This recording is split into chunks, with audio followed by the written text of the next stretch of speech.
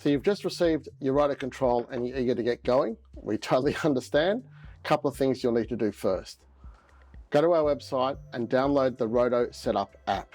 The Roto-Setup App is for customizing everything in the Roto-Control, and it will automatically flash the unit with the latest firmware. So download the version for your computer platform, then start up Roto-Setup.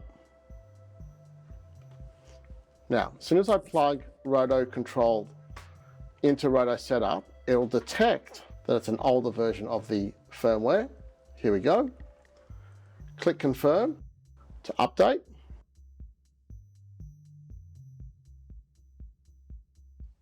Once the update is complete, Roto-Control will restart on its own. If you want to start working with Ableton Live, you'll need to select Roto-Control as a control surface under Ableton Live settings. Under control surface right here, that you've got Roto-Control selected also as an input and output, and we also suggest that the input ports and the output ports that you tick track, sync and remote for both. Now you're ready to go. We have our 3 modes. We have our 2 dedicated Ableton Live modes, which is mix and plugin mode. Then we also have MIDI mode, which acts as a somewhat traditional MIDI controller where we can control any MIDI compatible hardware and software. So let's look at mix mode first. We've got Ableton Live open here. I hit mix and straight away Roto-Control will grab the track names, labels and colors directly from the active Ableton Live set. So there's nothing to configure on the unit itself. There's nothing to even save on the unit when in mix mode. And as I add channels here, you'll see that straight away reflective on Roto-Control, not only the colors, but also the track names as well.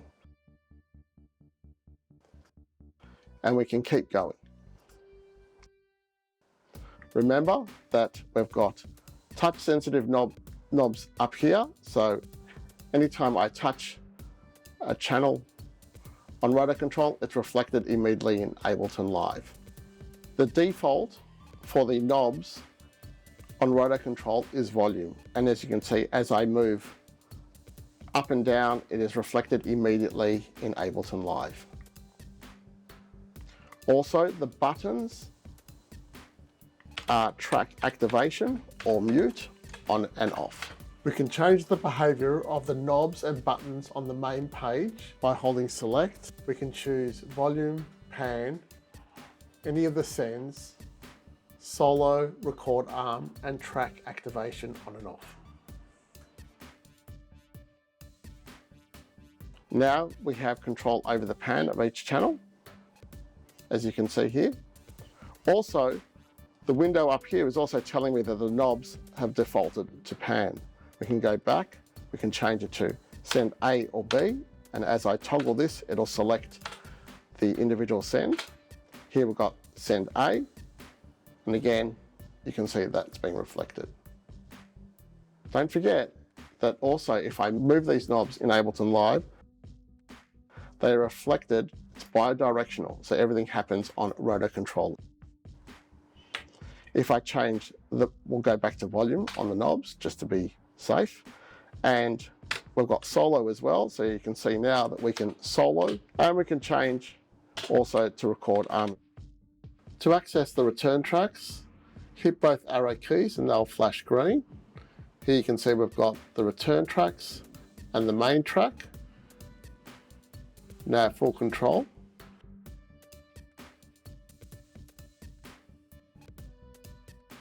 See it's bidirectional.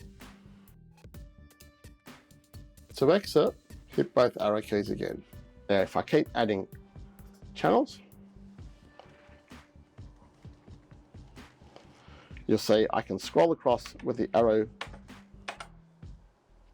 and if I change the volumes here, you'll see that as I move, the knobs will snap to the values. We also have a track focus mode as well. We hit function. When we hit function, we kind of flip the channel, and now we have the channel name And we have full control over volume, pan, and the sends. So if I select a different channel in Ableton, it'll be immediately reflected on Roto-Control, including the names, as you can see up here, and colors. To exit, hit function again.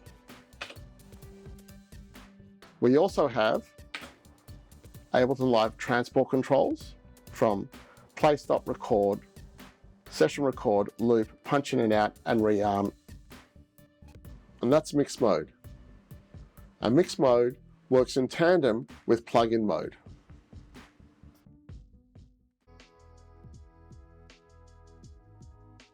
With plugin mode, Roto-Control works a little bit different to your average MIDI controller.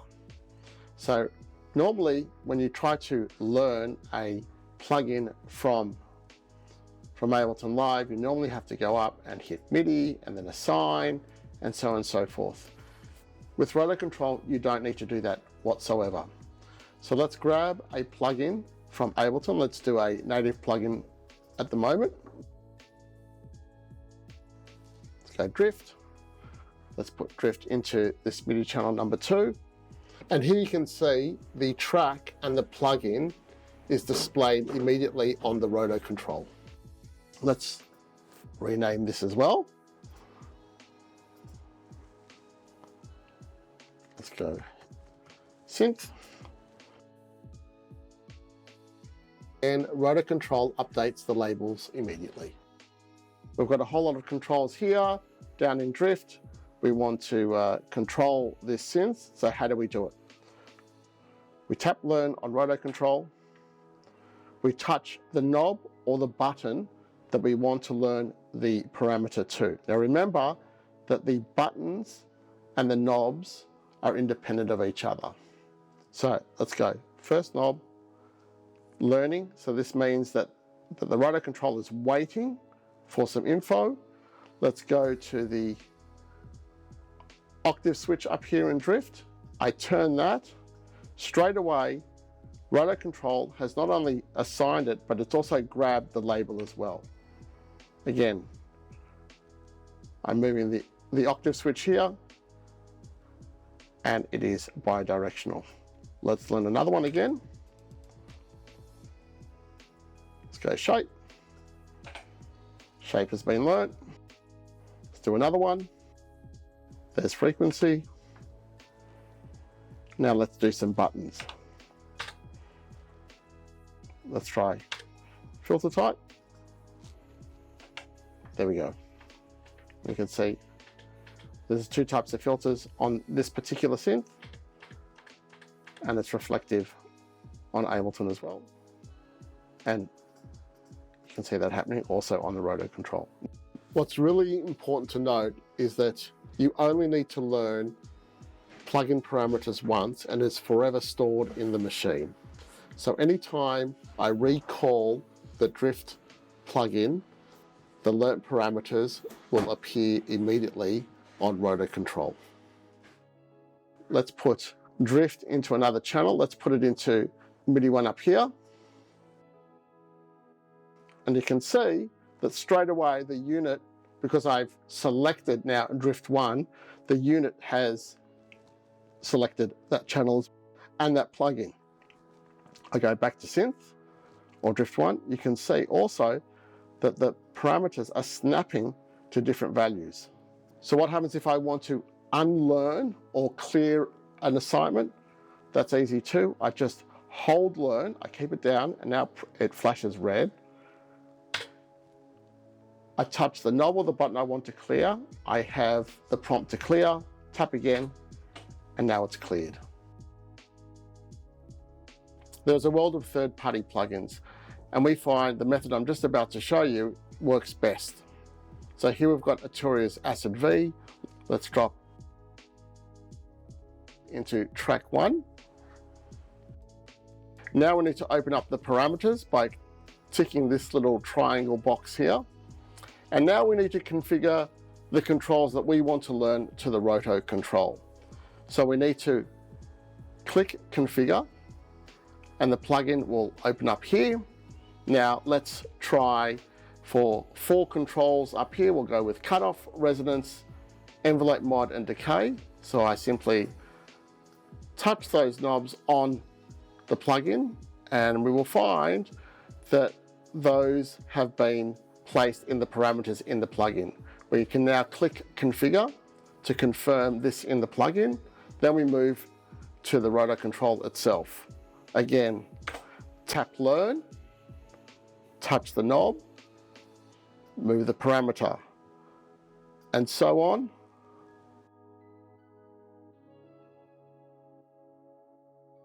Now we have control over this plugin. In order to use Acid V in multiple instances with, say, different presets, we need to save this configuration as the default. To do that, I click in this title bar up here, and you can see Save as Default Configuration. This ensures that each time I select Acid V, that the learnt parameters to Roto-Control will appear. So now I can add Acid V to track 2, and we'll find that we already have pre-configured. To show that they are at different settings, first of all, Roto-Control will actually tell you the track and the plugin that you're on, but let's set them at different levels. So in track 2, I'm going to put them all to a minimum, and in track 1, put them all to maximum. And as I select each track, you'll see how the values change. That's the beauty of our motorized knobs. With the sell or select button, if I keep it held, I can choose a plugin in that particular chain on that particular track. Because it's bi-directional, I can choose the plugin on Ableton or on Roto-Control. Cool. If I tap select, we can now activate the plugins as well. We can turn them on and off. If I want to select another track in Ableton, I can hold function and select the track that way too, or I can go back to mix mode because they kind of work hand in hand with one another. And similar to mix mode, plugin mode also has full Ableton Live transport controls. Roto-Control can also lock to a particular plugin. What do you mean by that, David? Well, if I hit this little plus key and it starts to flash green, what Roto-Control will do will remain on this plugin with these controls, even though I can navigate elsewhere in Ableton Live. So this is great if you want to jam on a synth, yet you need to do other things over in Ableton. So it will stay locked to this particular plugin. Now, as you can see, the default for the labels is a dark blue and a white. We did that just to distinguish it from other modes. But with Roto-Control, we can actually customize these labels. Now, first of all, Roto-Control will take the labels automatically from Ableton Live. But if you wanted to relabel them, you can. And of course, you can recolor them in the Setup app. So here we have a set with a number of different plugins. Some are the same. As you can see, I'm scrolling across and everything has already been learnt, or most of the parameters that I want to control. Now, what happens if we've got some automation on these clips? Remember that we have two-way bi-directional communications with Roto-Control and Ableton Live. So here you can see I've got some automation written in on this clip right here. And let's put some more in. Let's go to envelope mod, and I'm just going to just very roughly write that in. Let's do some decay as well. So our knobs are moving to the automation as recorded, as drawn into the clip. But what happens if I want to take over a particular control? That's not a problem. Remember, you're not going to break the knobs whatsoever. So, and because it's touch sensitive, all I need to do is say, grab the cutoff, and now I have control over the cutoff. You can actually see it moving in Ableton Live. Now we know we've recorded that automation. If we want to go back, we can just rearm it and we're rocking again with the automation that we wrote. So we can also rearm on Roto-Control because we have transport controls. So without stopping Ableton Live, I just hit rearm, and there you go, cutoff is now moving to the automation we wrote. And again, if I move between other clips in Ableton Live or other channels, it'll show the automation on those clips as well. Working with macro, racks, and group tracks. Let's have a look. We've just added Acid V to our track 1, but perhaps we want to add an audio effect as well in this chain. Let's go with EQ3, and perhaps let's put a echo in there as well. Great, so now we have 3 plugins in this particular chain. I want to now group these to create a macro. Holding Shift, I click on the titles of each plugin.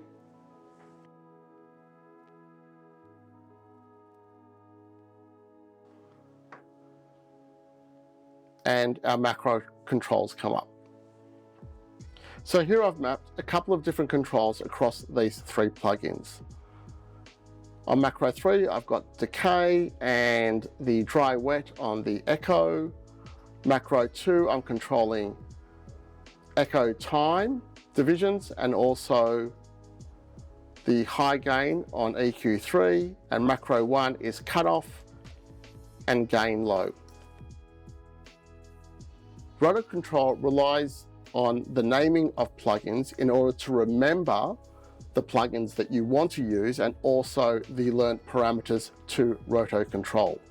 So it's important when working with macros or an instrument rack that you give your rack a unique name. At the moment, instrument rack is not going to cut it because that's a generic name. So let's rename this 303 EQ Echo.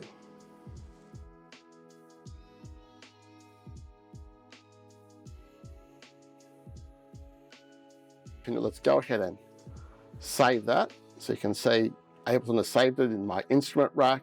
So now we can map those macros to Roto-Control, and we'll be able to recall them if we want to use an instance of this again. You can see that the instrument rack has already been labeled on Roto-Control already and that it's selected. So let's go and learn these 3 macros.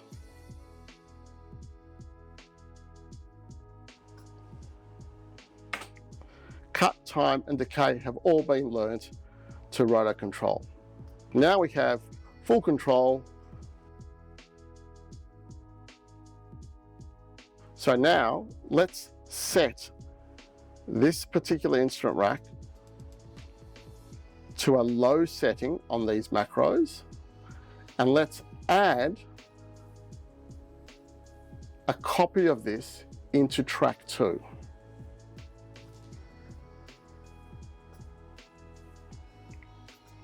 Here it is on track 2.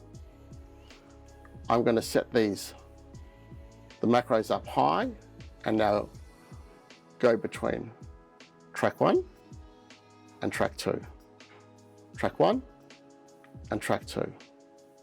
Now, this works for instrument racks, effects racks, and variations thereof. MIDI mode is a way of controlling any MIDI compatible hardware or software. There are a number of ways to learn devices to Roto-Controls, knobs and buttons.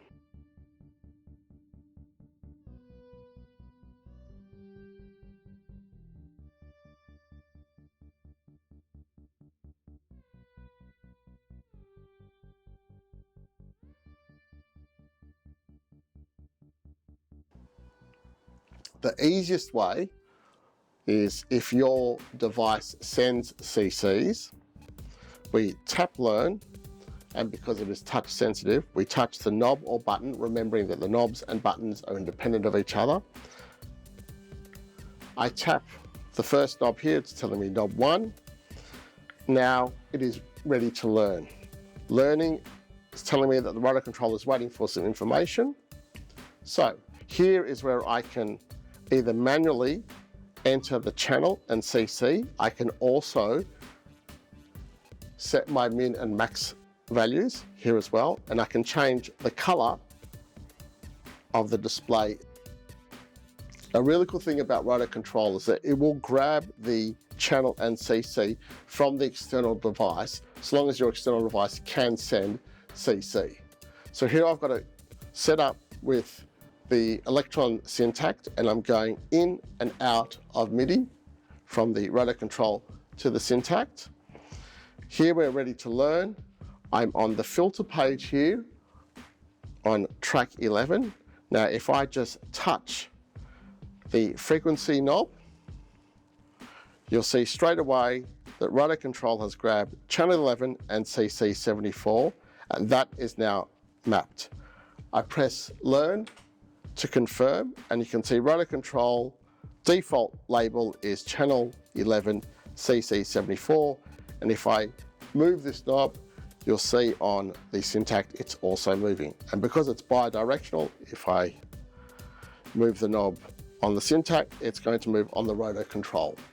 With the Roto-Setup app, you can further customize labels, colors, haptics, and much more. The Roto-Control can save up to 64 setups, and each setup can consist of numerous devices across different channels and CCs, of course. You can also import and export these setups via the Roto-Setup app, and recalling a setup is that easy. Now this is stored on the unit as well. The great thing with Roto-Control is that because the buttons and knobs are independent of each other, I can assign this as a toggle, and if you can see on the Syntact, I am tapping through the filter selection on this particular channel. I've also already mapped the frequency and resonance. Whilst having all this control over your MIDI gear is fun and definitely creative, we've added a motion recorder. This brings Melbourne Instruments motorization to your external gear. And this is where the Roto-Control stands out.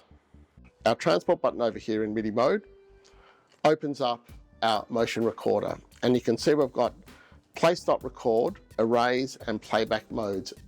The first page of learned parameters to the first 8 knobs can be recorded as automation in motion recorder. Under function, we've got our options for internal and external clock, so we can slave Roto-Control to an external device via MIDI, or we can use the internal clock, which will also send MIDI clock with BPM, and we set our length for our motion recorder. We have 16, 32, 48, and 64. We'll leave it at 32 for now. Hit function to exit out of there. And now we can, back to transport, now we can motion record. Cool. Motion recording is very simple. We just hit record, the transport key will flash red to know that you're actually recording. When it gets to the end of the phrase, it'll just simply loop. So let's try it. Gone into red. Blue means we've come to the end of the phrase, and now it's just playing back. And you can see that frequency and resonance are mapped here, and you can see that moving on the Syntact, and also the Syntact has already started in sync to the internal clock of the Roto-Control. We can keep going. And keep going.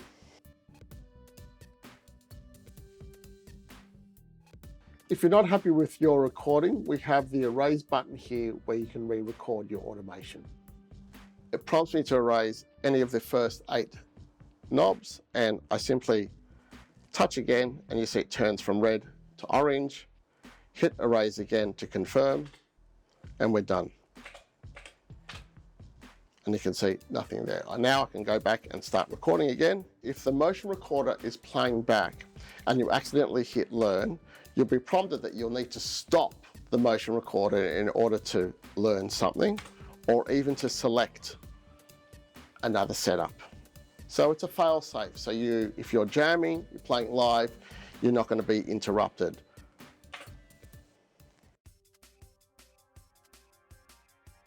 Roto-Setup App allows for further customization in MIDI mode and plugin mode. In MIDI mode, we can also enter the values per knob and button, and we can also change the labels. Here I've changed the first knob to the word great. If I change the color, you can see that this is all happening and reflecting immediately on the unit itself. Here I can enter MIDI channel, CC, NRPN, the type of resolution, and we can also change the haptics on these knobs. So I can turn a smooth knob into steps, and I can even label each step as well. Now this is kind of hard to show on camera because it really is, you need to feel it. Let's do this into, say, 4 steps, and we can label the steps. So this could be something like, filter types like low pass, band pass, high pass, and notch. Now, when I turn the knob on Roto-Control, you can see that it's displaying these labels. The knobs and buttons are independent of each other. I can obviously relabel the buttons to on off. Not a particularly great name, but that's what I've chosen at this moment in time. I can change the color, and I can also change the RGB backlight. So the on color, I can have something completely different, and the off color can be customized. Now at the moment, we've got it as a push. I can change that to a toggle. Again, I can enter steps just like I did with the knob. Although there's no haptics here, it just literally becomes steps. If we have a look in a selection I've done over here, I've relabeled filter types on electron syntax, and it cycles through. In MIDI mode, we can rename the setups demo video, and you'll see that it's reflected right up here as to which setup I'm on. If I press select, here's where all the setups are. You can see I've got one called hello and demo video, and I can very quickly select any setup I want. With the Roto-Setup app, I can also import and export setups. So if I've learned a whole lot of hardware devices or even software, I can share them with friends and import. This is straightforward because you are importing and exporting on the active setup. As you saw previously in plugin mode, Roto-Control will automatically grab the label from the plugin parameter that you've learned. Should you want to change the color, here's where we do it. Similar, I can just change the color, and here I can actually relabel it. And with plugin mode on the Roto-Setup app, we can also import and export plugin settings so we can easily share with others. We can navigate pages. It'll tell me the version of the firmware I'm using.